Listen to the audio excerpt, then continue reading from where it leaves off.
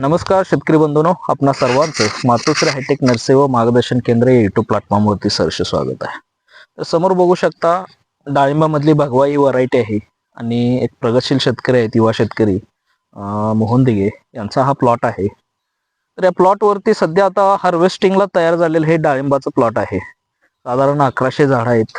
1100 झाडामध्ये प्रत्येक झाडाला नाही म्हटलं तर एक 100-125 आपल्याला फळाचं सेटिंग दिसून येते आणि एक महिन्याभरात हा प्लॉट आपल्याला हार्वेस्टिंगला किंवा काढणीला तयार होणार आहे. तर याने अगदी सुरुवातीच्या स्टेजला झाडाच्या बुडामध्ये असेल एक 1.5 क्रेट शेणखत असेल, त्याचबरोबर इतर जे कंपोस्ट खत असतील किंवा ज्या इतर गोष्टी असतील त्या गोष्टी त्याने काटेकोरपणे पाळलेल्या आपल्याला दिसून येतात. त्याचबरोबर झाडाच्या बुडामध्ये आपल्याला ऊसाचा पाला वगैरे सुद्धा त्याच्यामध्ये लावलेला दिसून येतोय, जेणेकरून त्याच्यानंतर बेड वगैरे वडून घेतलेत, जेणेकरून जमिनीमध्ये असणारं जे सेंद्रिय कर्ब असते, सेंद्रिय कर्ब हे महत्वाचं कशासाठी तर सूक्ष्मजीवांचं अन्न म्हणून हे महत्वाचं काम करत असते. ते पालापाचोळा वगैरे झाडाच्या बुडामध्ये कुजवण्याचं काम त्याने केलं, जेणेकरून सेंद्रिय कर्ब वाढेल आणि सूक्ष्मजीवांची संख्या वाढेल.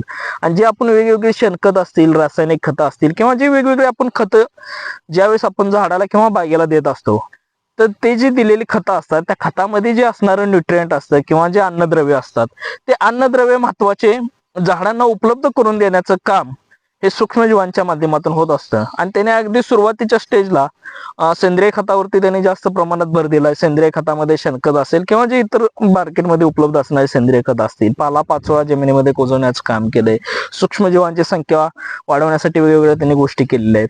त्याचबरोबर झाडांना ज्यावेळेस कळी अवस्था येते, कळी अवस्थेमध्ये झाडांना सेटिंग वाढण्यासाठी साधारण प्रत्येक या प्लॉटवरती 1-2 पेट्या मधमाशीच्या ठेवण्यात आल्या, जेणेकरून मधमाशी असल्याशिवाय झाडामध्ये सेटिंग आपल्याला चांगल्या पद्धतीने दिसून येत नाही.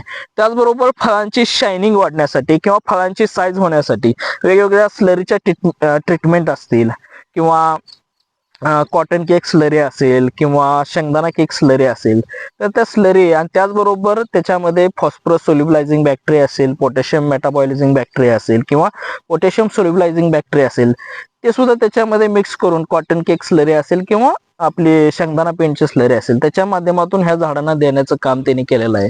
आणि त्याच्यामुळंच साधारण आपल्याला प्रत्येक झाडाला फळाला एकदम शायनिंग असेल, चकाकी असेल किंवा फळाचं जे आपल्याला क्वालिटी दिसते ते मेंटेन आपल्याला या ठिकाणी झालेले दिसून येते.